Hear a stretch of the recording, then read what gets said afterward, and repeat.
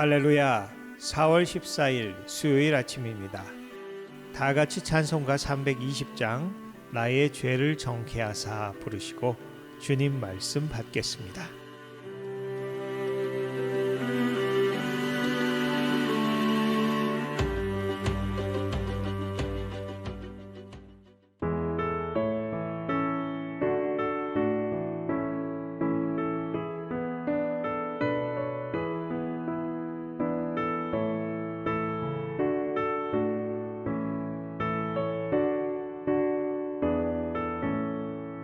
나의 죄를 정케하사 주의 일꾼 삼으신 구세주의 넓은 사랑 항상 찬송합니다. 나를 일꾼 삼으신 주 크신 능력 주시고 언제든지 주 뜻대로 사용하여 주소서.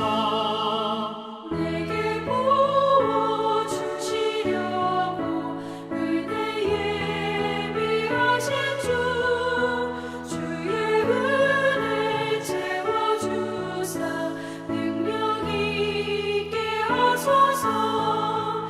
나를 일꾼 삼으신 주 크신 능력 주시고 언제든지 주 뜻대로 사용하여 주소서.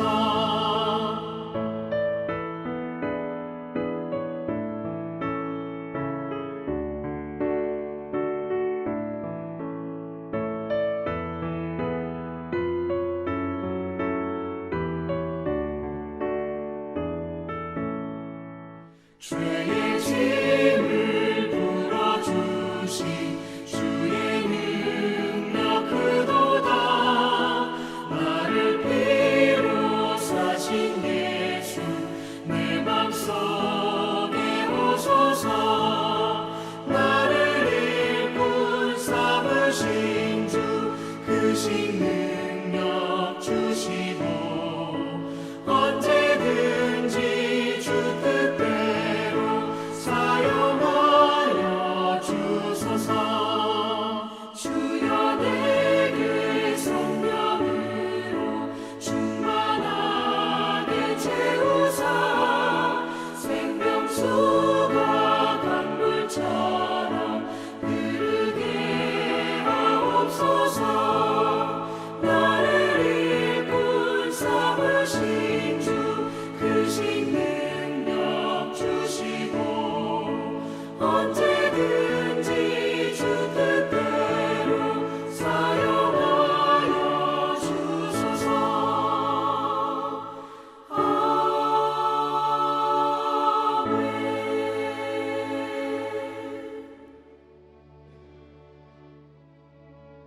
아멘. 오늘 주시는 하나님의 말씀은 출애굽기 4장 24절에서 26절까지의 말씀입니다. 함께 봉독하시겠습니다. 모세가 길을 가다가 숙소에 있을 때에 여호와께서 그를 만나사 그를 죽이려 하신지라. 십보라가 돌 칼을 가져다가 그의 아들의 포피를 베어 그의 발에 갖다 대며 이르되 당신은 참으로 내게 피남편이로다 하니 여호와께서 그를 놓아 주시니라. 그때에 십보라가 피남편이라 함은 할례 때문이었더라. 아멘. 모세는 만남의 복을 받은 사람이었습니다. 갈대 상자에 담긴 아이가 나일강 갈대 사이에서 애굽의 공주를 만났고 살인을 저지르고 도망자가 되어 미디안까지 가선 양치던 처녀 십보라를 만났습니다. 그리고 오늘 본문에선 부인 덕에 목숨까지 건지게 됩니다. 이 말씀 들으시는 모든 성도님들, 삶 가운데 만남의 복이 있으시기를 축원합니다. 사실 오늘의 본문은 성경의 난해 구절 중에 하나입니다. 성경에선 가끔 세부 사항을 설명하지 않고 이야기가 진행되기 때문에 앞뒤의 정황을 자세히 살펴보고 단어 하나하나를 꼼꼼히 보아야 하는 경우가 많습니다. 따라서 그에 대한 해석도 여러 가지로 갈릴 때가 있습니다. 지난 시간까지 호렙산 떨기나무 불꽃 가운데서 하나님을 만나 내 백성 이스라엘을 구하라는 사명을 받은 모세는 여호와 하나님이 주신 이적과 말씀을 받고 장인 이드로에게 가서 처가 식구들에게 인사를 하고 미디안을 떠나 고향을 향합니다. 부인 시보라와 두 아들 게르솜, 엘리에셀을 나귀에 태우고 40년 전 등졌던 애굽으로 돌아가는 길입니다. 그런데 갑자기 여호와 하나님께서는 모세를 죽이려고 하십니다. 방금 전까지 미디안에서 양치던 80세의 모세를 애굽으로 가라 하시더니 이젠 숙소에서 갑자기 죽이려고 하시다니 우리를 당황하게 하는 이야기의 전개입니다. 더구나 원래 히브리어 원문에는 모세 대신 그라는 대명사만 나와 있어 실명을 언급한 것은 오늘 본문 중에 십보라 하나뿐입니다. 이 때문에 더욱 해석이 어려워집니다. 그래서 이 이야기의 중심은 여호와 하나님과 십보라라고 할 수 있습니다. 갑작스런 상황을 만났지만 부인 십보라는 모세를 죽이려는 하나님의 이유를 알고 있었습니다. 그래서 급하게 돌칼을 가져다가 그의 아들의 포피를 베어 그의 발에 갖다 대며 당신은 참으로 내게 피남편이로다 라고 합니다. 그러자 여호와께서 그를 놓아주십니다. 참으로 기이한 이야기입니다. 그리고 26절 후반절에 십보라가 피남편이라 함은 할례 때문이었더라 라는 설명을 주십니다. 이 갑작스런 사건의 모든 원인은 할례 때문이었다는 것이죠. 그래도 뭔가 디테일이 빠진 듯해서 이 사건에 대한 다양한 해석들이 나오게 되었습니다. 워낙 다양한 해석이 있기에 그것들을 이 시간 다 설명하지는 않겠습니다만 하나님께서는 왜 자신이 사명을 주고 보내신 모세를 애굽을 향해 가는 도중에 할례 때문에 죽이려고 하셨는지 살펴보기를 원합니다.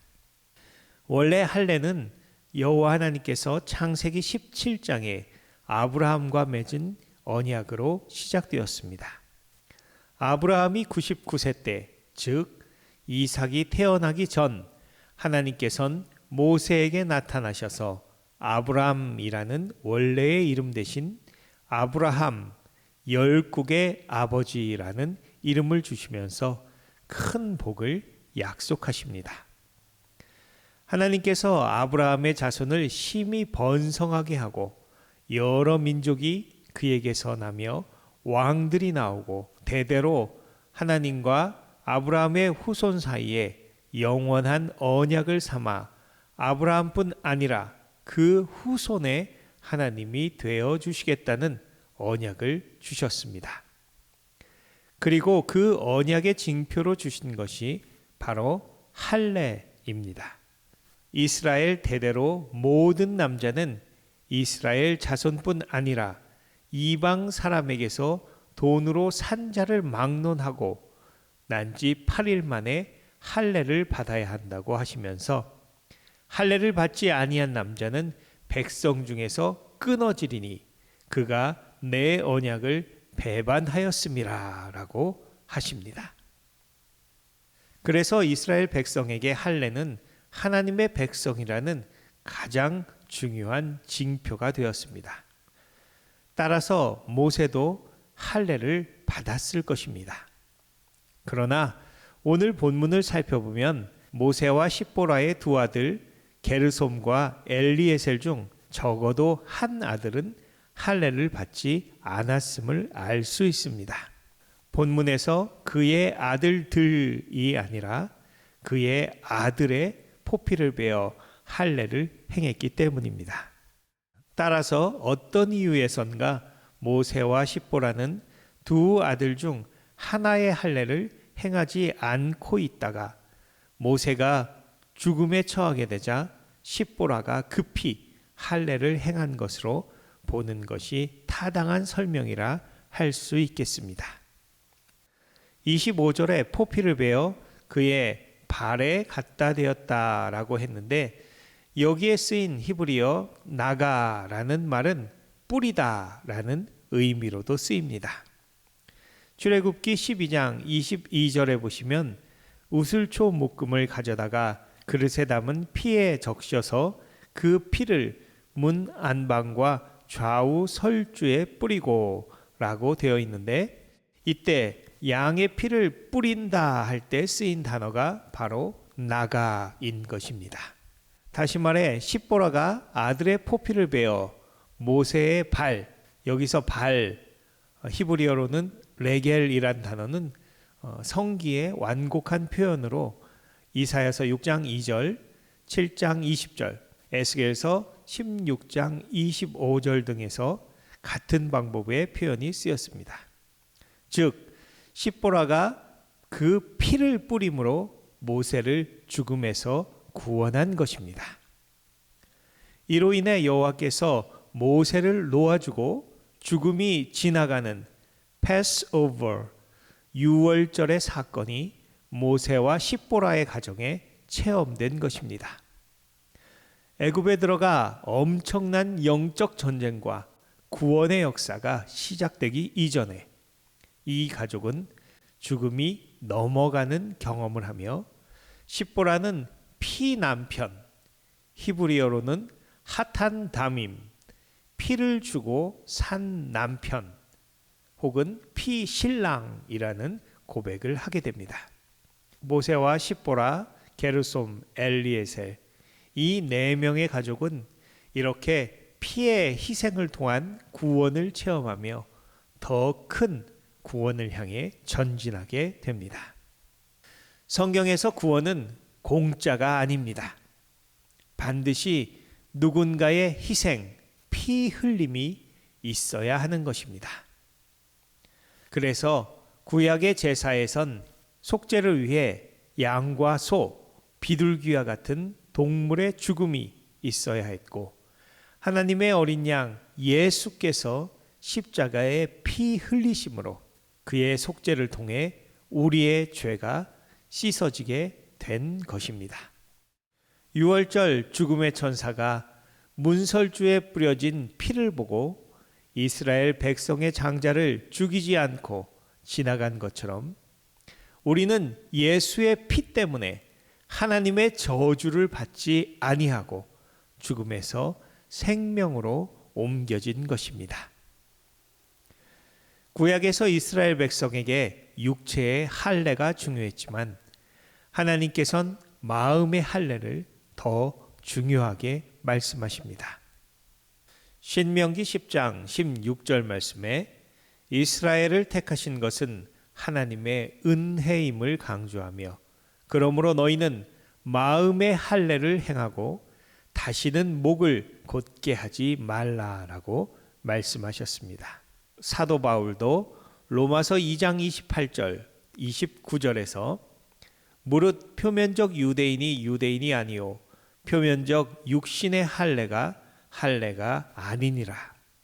오직 이면적 유대인이 유대인이며 할례는 마음에 할지니 영에 있고 율법 조문에 있지 아니한 것이라 라고 말씀하셨습니다.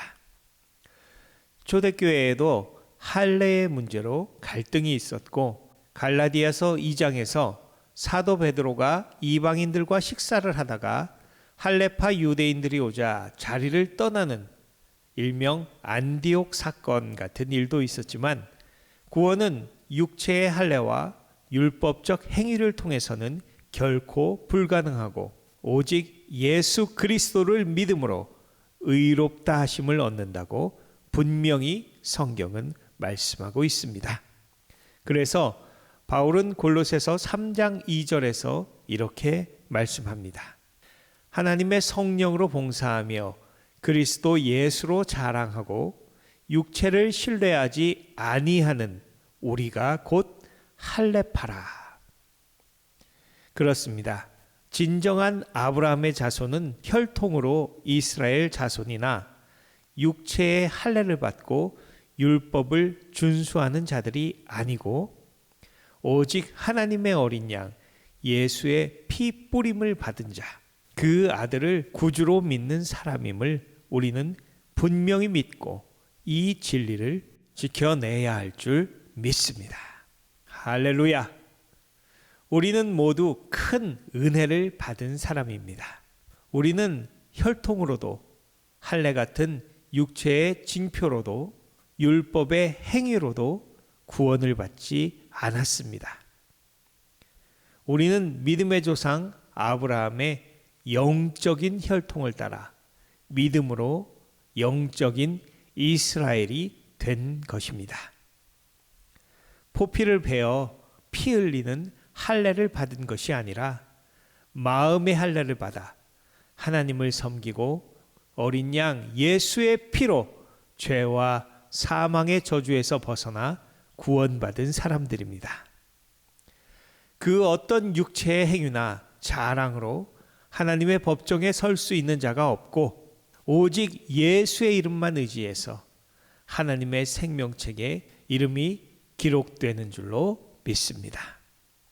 오늘도 이 크고 놀라우신 구원을 감사하며 모든 원수의 속임수를 파하고 승리하시는 나성한인교회 모든 성도님들 되시기를 예수 그리스도의 이름으로 축원합니다. 함께 기도하십니다.